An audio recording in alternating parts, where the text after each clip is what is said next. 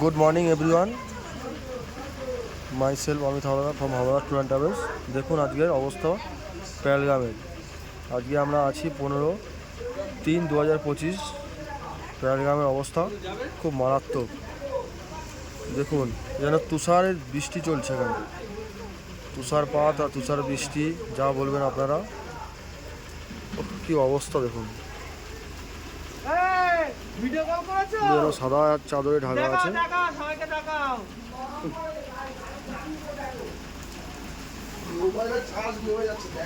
মারাত্মক মারাত্মক, সাদা চাদর লেপে দিয়ে চলে যাচ্ছে ওপরওয়ালা, এটাই মনে হচ্ছে দৃশ্য।